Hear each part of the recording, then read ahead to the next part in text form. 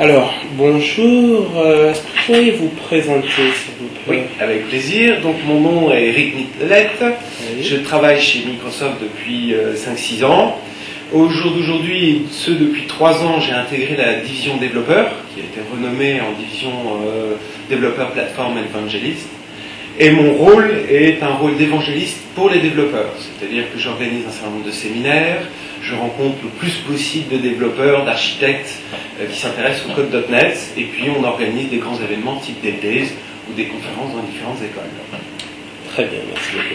Alors, on va essayer de recentrer un petit peu sur le but de cette interview, sur Windows Vanguard. Donc Microsoft présente Windows Vanguard comme étant un système révolutionnaire. En fait, on aimerait bien savoir ce que Windows Vanguard apportera par rapport à Windows XP globalement. Est-ce que vous pouvez nous en dire un peu plus? Alors, il y aurait là beaucoup de choses à dire. C'est bien de comparer à Windows XP, puisque la version Vanguard est bien une version cliente. Et depuis le serveur 2003, on a décorrélé les versions serveurs des versions clientes. Donc on verra apparaître plus tard un long-gun serveur, là je mets plusieurs guillemets, mais beaucoup plus tard. Dans un premier temps, ce sera donc un poste client dans lequel on va intégrer sur un noyau déjà bien connu qui est un noyau MT, qui est le noyau en fait de XP, un certain nombre d'ajouts, un certain nombre de modules qui vont être réécrits. C'est le premier OS chez nous qui va être écrit en partie en Code Manage, qui va intégrer le Code Manage de manière donc native, et qui va exposer, alors là on pourrait présenter les grandes lignes, 3 grands modules qui sont vraiment les 3 grandes innovations autour de cet OS. Un module autour des interfaces graphiques qu'on va appeler Avalon, puis on verra que ça dérive un petit peu plus loin.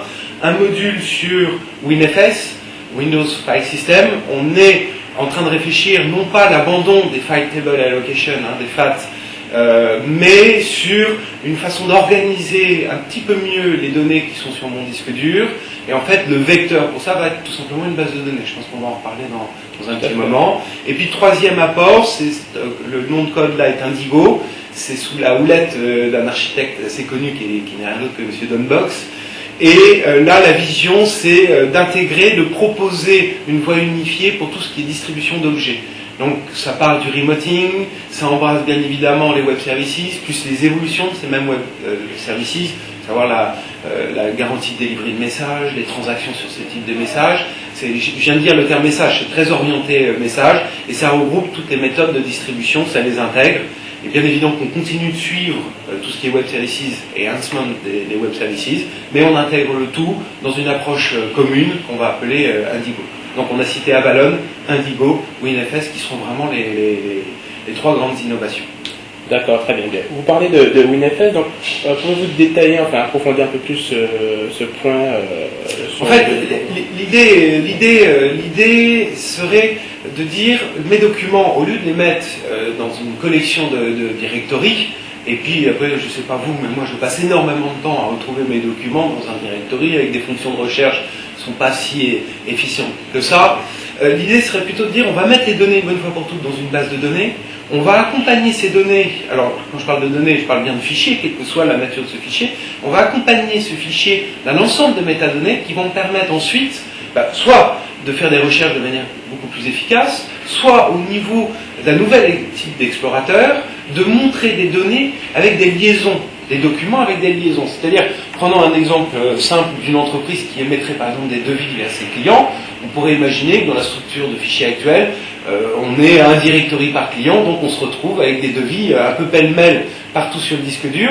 À un moment donné, j'ai envie de voir l'ensemble des devis de l'entreprise qui ont été émis, par exemple, auquel cas on me montrera tous les devis dans un même folder, alors qu'ils sont dans des folders différents. Et là, c'est dans ce sens-là qu'on se rapproche de la base de données, on obtiendra une vue, peu importe la structure interne, mais on obtiendra une vue intelligente, ou une vue avec des liaisons, des données qui m'intéressent au moment T. Donc c'est vraiment cette approche, on a déjà ce type d'approche sommairement dans le web store de SharePoint, par exemple, où effectivement les fichiers sont dans une base de données, et puis on va établir un certain nombre de vues, alors des vues tabulaires, des vues folder.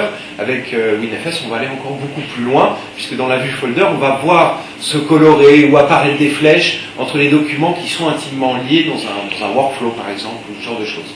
Ok, ça m'a l'air très intéressant tout ça. Oui. Mais très bien. Donc maintenant, beaucoup de sites web font allusion aux deux interfaces graphiques dont on parle quand on parle de Windows Longhorn, donc de Avalon et Aero. Est-ce que vous pouvez nous donner plus d'informations? Alors, l'idée, encore une fois, c'est de prendre un niveau d'abstraction supplémentaire par rapport à ce qui historiquement est l'interface graphique sur un poste qui est GDI, et GDI+, par extension. Avec le framework .NET, on a déjà positionné une couche autour de Windows Form, par exemple, qui encapsule de manière objet l'ensemble de ces fonctionnalités.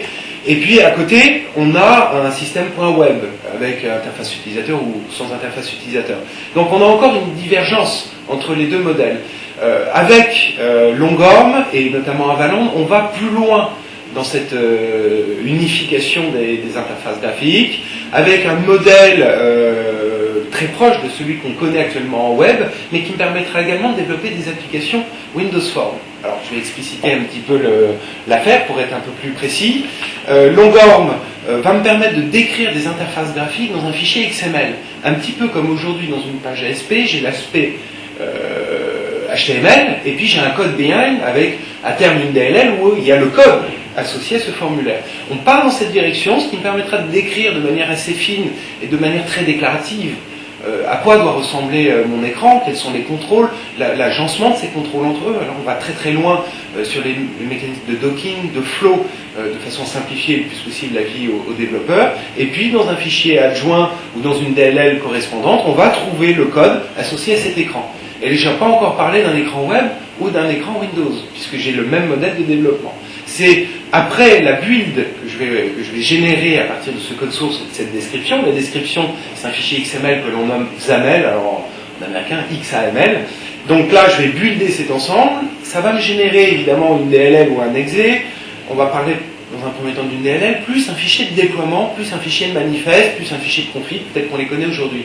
Dans le fichier de déploiement, je vais pouvoir préciser si je veux voir le rendu dans Internet Explorer ou si je veux vraiment obtenir une application riche sur mon bureau. C'est en ce sens-là qu'on unifie encore plus le développement et que les interfaces graphiques sont unifiées dans Avalon. Alors, qu'est-ce qu'Aero? Eh bien, là, on a des projets un petit peu fous. Aero, c'est tout simplement injecter le DirectX, le 3D, au niveau même du bureau, avec alors les premières démos qu'on a pu voir en interne, sont des visions 3D de notre collection de photos. Au lieu d'avoir quelque chose en miniature ou en pellicule dans un folder, on va vraiment avoir des images en 3D, vous savez, qui tournent un petit peu comme dans certains films de science-fiction. Enfin, on s'en approche, on s'en approche. Donc Aero, c'est le module 3D que l'on viendra greffer sur Avalon. Ça ne sera pas une obligation, en fonction du type de hardware qui supportera ou non une carte accélératrice en termes 3D. On pourra obtenir ce module ou fonctionner en mode Avalon pur. Voilà. Bien évidemment, tous ces termes vont changer dans la release. On parle là de nom de projet, de nom de code. Ok, très bien.